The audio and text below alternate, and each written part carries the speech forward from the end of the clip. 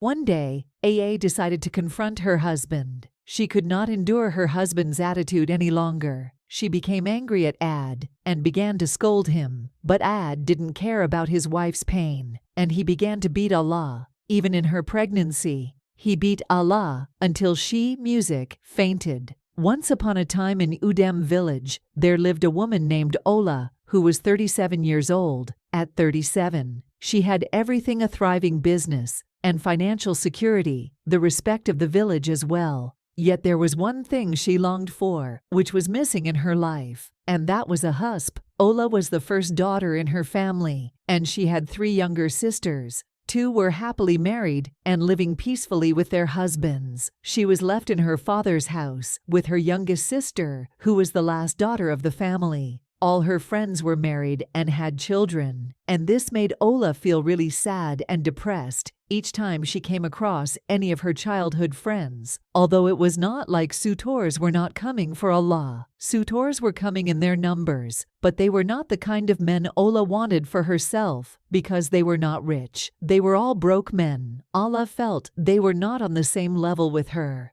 Perhaps they were coming for her money. So for that reason she rejected them. She was longing for a man who was on the same financial level as her, but such men were not coming for a hand in marriage. Although Ola was not bothered because she believed that God's time was the best for her, but things began to take ugly turns for Aa. When a sue came for her youngest sister's hands in marriage on the day, her sister's marital right was to be paid. All her auntie and uncles, who came in from different towns, were in attendance for our sister's marriage. Their house was filled with visitors. H, who was so busy with the preparations, bumped into one of her aunts named Bisola. Her aunt began to ask her questions. A, is this you? Wow, has still not yet married. What is keeping you waiting? What are you still waiting for? Time is no longer on your side. All your younger sisters are married. You're a beautiful woman. You should have men coming for you. So what is the problem? Ah was lost in words, and he didn't even know how to give reply to her auntie. She said to her auntie, God's time is the best. I am waiting on God, and besides, I have not seen the one I love. You don't have to say that heaven helps those that help themselves. You have to do better.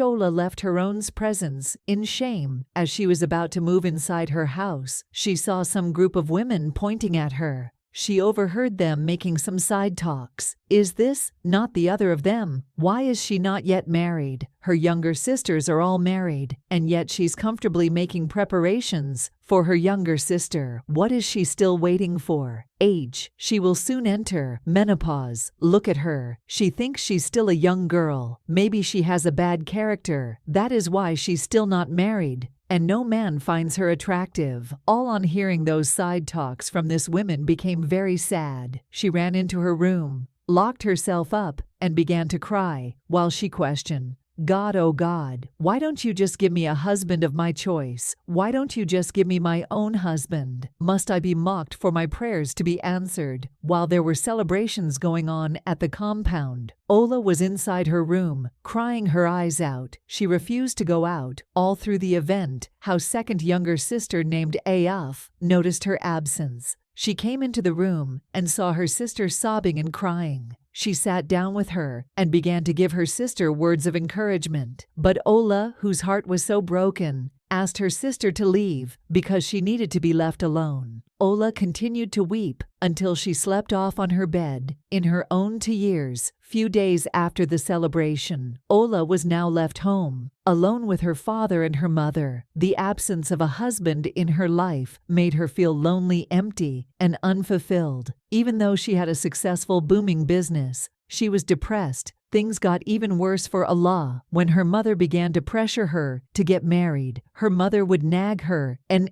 question her. At every mistake she makes, I would always blame her. Mistakes on her inability to marry. AA could not keep up with her mother's constant nagging to avoid it. She stopped coming home every night and opted to sleep at her store. She only returned home during the weekend. One faithful afternoon, while Allah was in her store, thinking about her life, a friend of her house named Ao came to visit her. Ao saw H looking so sad and moody, deeply lost in her thoughts. She quickly called Ola, and AA sprung in. "Surprise, Ola. What are you thinking about? Why you live so moody and sad? Would it be because you yet to find a husband? Well, for me, I would advise you to try to find a way and get pregnant. Try to have at least one child. You're not getting any younger before many Po hits." All on hearing this advice from her friend became even more sad. So she decided and made up her mind that she was going to accept any man that comes again for her hand in marriage. It didn't matter if he was poor or rich or had something doing. All she wanted was just a man. But unfortunately for Allah, men were no longer coming, so she began to pray to God to give her just any man. After 2 months, one day, while at her store, she met a young man named Ad. Ad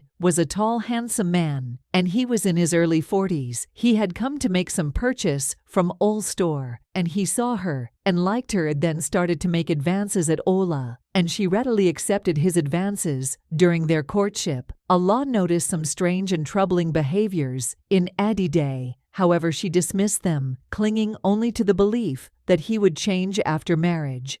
Ola, blinded by her own financial security, never bothered to find out the kind of job they did for a living. All she knew was that he was walking, and she assumed everything would be fine as long as she had money. The desperation for marriage clouded Ol's judgment. She ignored all the red flags about Ad Day. Anything that could make her dislike Ad or force her to reconsider him was conveniently ignored. All she caved for was to be married a few months later. Ola and Ad tied the end. Congratulations rained down on them, especially from Allah's mother, who was relieved that her daughter had finally found a husband. The day unfolded in a joyous celebration, but as the last guest departed, a strange emptiness settled over. Awa was now left to face her marriage. The truth about her decision, the truth she had desperately ignored, began to unfold before her very eyes. Few months into the marriage, AA discovered a harsh truth. Ade was unemployed and had lied about having a job. This revelation didn't faze Allah because she was very rich and didn't see that as a problem since she had money. A wealthy woman in her own right, believing money could solve any problem, she impulsively withdrew a huge sum of money from our business and handed it over to Ed to start a business venture. Ed was very happy and thanked his wife graciously, but Ade never used that money for business. He had no intentions of starting a business. He squandered the money on drinks and luxurious items. The truth shattered all her when she discovered they had squandered the entire crushing weight of sadness and regret settled over her. She desperately wished she had never entrusted him with such a huge amount of money. Few months later, Ola became pregnant with her first child. She was so happy that finally she was going to be a mother. As her pregnancy progressed, managing both her business and the home became increasingly difficult for her. She needed a helping hand in her business. She asked her husband, who was jobless, doing nothing at the moment, to help her, but had bluntly refused and told her that he was not familiar with how her business works. Even though pregnant, Ola worked hard every day at her business. She also cooked, cleaned, and even washed her husband's cloth after work. Ade, on the other hand, didn't help at all. He just slept and ate all day long. Each time Ola tried to ask him to find something doing or help with some house chores at home in order to relieve her of some burdens, her husband would get angry and leave home for days without coming back. While heavily pregnant and worried sick, Ola would sit outside at night waiting for him to come home, but he would never come home for days. One day, AA decided to confront her husband. She could not endure her husband's attitude any longer. She became angry at Ad and began to scold him. But Ad didn't care about his wife's pain, and he began to beat Allah. Even in her pregnancy, he beat Allah until she fainted. He said to her, "This is just the beginning. You stupid woman, try me again and see what I would do to you. Next time, I will make sure you join your ancestors." Ade went out, leaving his wife, who was bleeding and not minding the fact that her life could be in danger. I was sent to the hospital by her neighbor. Fortunately for her, she didn't lose her baby. She came back home After she fully recovered, Ed didn't come back home for days. Neither did he ask about Ola or his unborn child. But a few weeks later, he came back home. AA, on seeing her husband's attitude, decided not to bother him about finding a job or working. She continued to struggle until 9 months after her pregnancy was due. She gave birth to her first child, a baby boy. Being a new mother was not easy on Ala, but she continued to endure and manage her home responsibly. 2 years later, OL took him again and gave birth to her second baby, this time a baby girl. After the birth of her second child, life became so hard for AA. Her workload increased, but there was no one to assist her. She needed the assistance of her husband, but her husband Ad Day was so lazy to her sister. At home or at her business, all he did was sleep and eat. One day, Anna could not endure any of it any longer. She became so angry and out of frustration, she began to scold Ad Day, telling him to be useful and perform his fatherly duties. But Ad, who would not see reason with his wife, rather he felt Nne was insulting him, and out of anger, he began to beat Ola. After beating her, he immediately left home. He went to his in-laws' house and reported all to her father and mother. He told them that H was very disrespectful to him and that she always insulted him simply because she had more money than him. Her mother was not happy to hear that her daughter was disrespecting her husband, and so she decided to visit her daughter and caution her, and also ask her the reasons behind her action, saying that his mother-in-law was coming to stay. Ed was worried she might discover about his bad habits. He came up with an idea. After so many hours of thinking, the next morning, while everyone was still asleep, Ed took some of his belongings and left home. He left very early, when no one could see him. When the day broke, Ola woke up and could not find her husband. She searched all the corners of her house and the village, but her husband was nowhere to be found. All was confused and couldn't understand his sudden disappearance. Just when she was thinking about her husband's disappearance, a sudden realization struck her. She hurried into her room to check on the money she hid for restocking her business, only to find out the money was missing and nowhere to be found. Ola screamed. She fell on her knees and began to cry. "Is this the end of my business? Is this the end for me? Who will I run to? I have gone from eating on the table to eating on the ground." She kept crying while her mother tried to console her. It then occurred to her that she had married an responsible person as a husband. Her business was at the verge of falling because she had no money to restock her goods. All her money was gone. In order to return her business, she borrowed a huge sum of money from the women community organization, which she was part of. They lent her a sustainable amount of money for her to pay back in 3 months' time. Her business was booming and came back to normal in no long time. 3 months later, Ed came back all of a sudden, fell on his knees, and began to plead with Allah to accept him back. Ola, out of anger, poured water on him and chased him out with a big stick. Ed ran out in fear. Few days later, he came back to plead for forgiveness. This time around, he came with his family members. They all knelt down, begging Allah to forgive. And they promised Allah they would pay for the damages their son had costed, but she should give them some time to come up with the money. Allah forgave Ad and accepted him back for the sake of their children, because she didn't want them to grow up without their father. And they became of good conduct and began to take care of the home and help his wife in her business. Ola was very happy and felt that her husband had turned a new leaf. She began to praise God and thank him. Adele worked so hard to gain her trust back, and it worked. But after 6 months, it was time for her to return the money she had borrowed back from the women community. Early that morning, H returned home, carrying a surprisingly large sum of money. She went straight to the bathroom for a shower. After drying up and getting dressed, she rushed to the spot where she had hidden the money, but it was gone. Panic sheared through her as she frantically searched every single corner of the room, yet there was no trace of the money. She went to the living room to ask her husband if he had seen any money, but her husband was not in the living room. She searched all around the house, but there was no trace of him. She ran outside, her house screaming her husband's name, but no one answered, and it occurred to her that again her husband had gone missing with her money.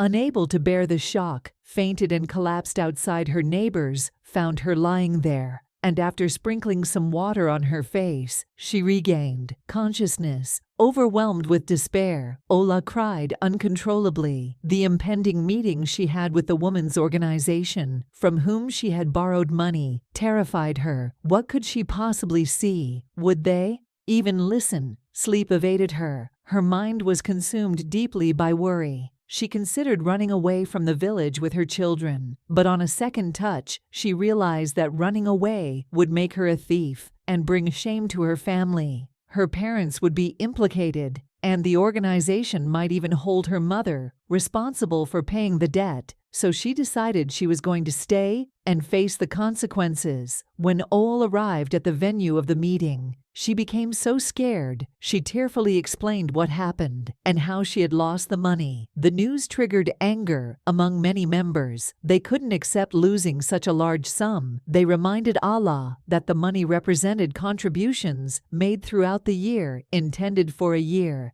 end disbursement. Some women, particularly upset, even decided and threatened to take action against Allah.